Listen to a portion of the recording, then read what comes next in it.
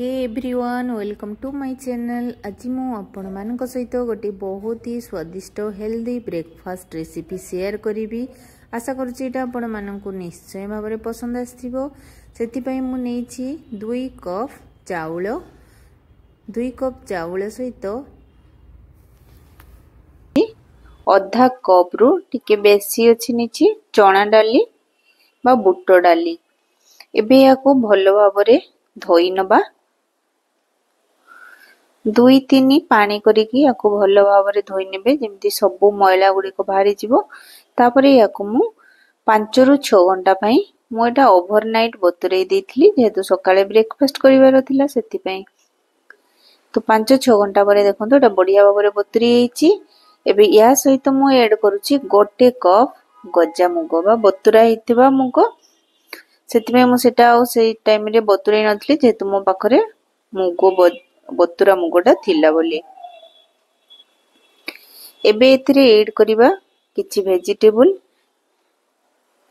से गुडी को मध्य मु देखै देली। एबे प्रथमे ग्राइंडिंग करनबा सबु को हमें मुग चाउल एवं बुट डाली को अल्प पानी देकी प्रथमे यहा को ग्राइंडिंग करनबा।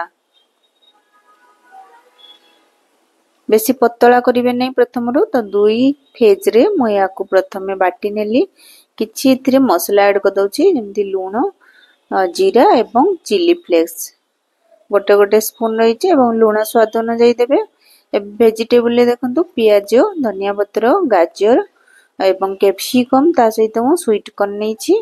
जदि प्याज खाउना दे ताले प्याज को स्किप करिवे एवं जो वेजिटेबल गुडी को आपनकर निजे पाखरे जहा अवेलेबल थिबो सेही हिसाब रे ऐड करिवे।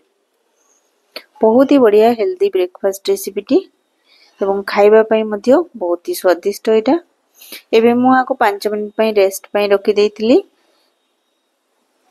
तो बनेबा पूर्वरु मु एथिरे इनो मिसेइबी जोंडे फ्रूट सॉल्ट तो एते 1 स्पून दे दबा इनो एवं भलो भाव रे याको एबे मिसेइ नबा। जेहेतु हमें एटा इंस्टेंट बनेबा टिके फर्मेंटेशन पई हमें इनो ऐड करछु। जदि इनो नै तले खाइबा सोडा हाफ स्पून दे देबे। एबे देखंतु मु एमते ओटे जे जोथरे छुंको लगांदी सेइथिरे मु बनाउची। तो एथिरे मु तेल 2 स्पून देकी ऊपर दे देली टिके सरिसो एवं राशि एवं दे देली कट्टा हेतिबा हमरो ये भुसंग पत्र को ऊपर मु बेटर को देकी 2-3 मिनिट पई छाडी देली। एबे हमरो ऊपरटा देखंतु हेई गलानी। तो एबे हमें आरो पाखो को उल्टे दबा। किते सुंदर भाव रे हेईची देखंतु बैक साइड टी पूरा क्रिस्पी हे कि लाल हेईची। तो एटा 2 पटरु भलो भाव रे सेकी हे गला परे याको हमें बाहर करनबा। पूरा सॉफ्ट रहइबो जालीदार एवं आगो पछ पूरा क्रिस्पी रहइबो। आपनकर ए जळखियाटी किते सुंदर देखा होची। तो आ गोटे प्रकार मध्यम बनाउची टिके तळो सेमती राशि दे देली ऊपर बेटर दे दोची। ता ऊपर मु एबे दे दोची कट्टा हेतिबा हमर भुसंग पत्र राशि एवं टिके सरिसो को एटा मध्ये हे गलानी। किते सुंदर क्रिस्पी हिची एवं बाकी बेटर रे मध्ये मु देखौची। आपे पेन जदि आपनक पाखरे अछि थाले सेथिरे मध्ये ए जळखियाटी को बनै परिबे किंबा छोटो कढई थिबो जदि सेथिरे मध्ये बनै परिबे। आपे गुडी को मध्ये बहुत ही सुंदर रहितला। तो फ्रेंड्स आज रो ए रेसिपी भलो लागिथिले प्लीज अन्य मान को सहित शेयर कर देबे एवं नुआ हितले प्लीज चैनल को सब्सक्राइब कर नेबे। हां एवं लाइक मध्ये ओटे निश्चय कर देबे। बाह देखंतु क्रिस्पी क्रिस्पी जळखिया हमरो रेडी हिगला। छुआरु बड समस्त खाइ जिवे पूरा खुशी रे खुशी रे।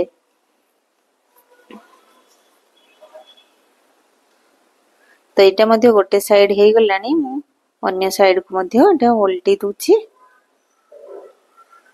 केते सुंदर हिची आपण माने देखि परथिबे। ताले एन्जॉय करंतु आज रो ए ब्रेकफास्ट रेसिपी टी। पूरा गोल गोल हेची केते सुंदर हेची देखि परथिबे फुल्ला फुल्ला स्पंजी हमर ब्रेकफास्ट। ताले फ्रेंड्स आज पई रहउची ପୁଣି ଦେଖା ହବା ଅନ୍ୟ ଏକ ରେସିପିରେ। Bye bye.